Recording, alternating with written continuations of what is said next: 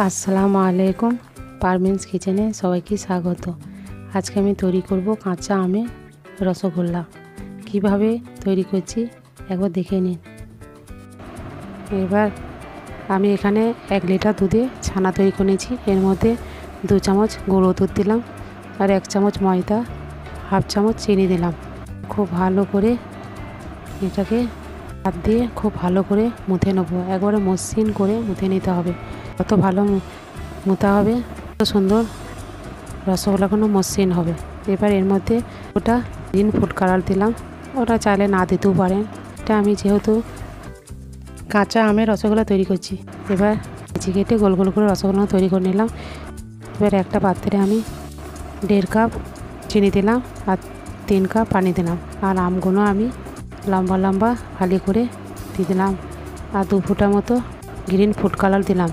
দিয়ে একবার নেড়ে দিলাম। চিনিটা গলা অবধি অপেক্ষা করব।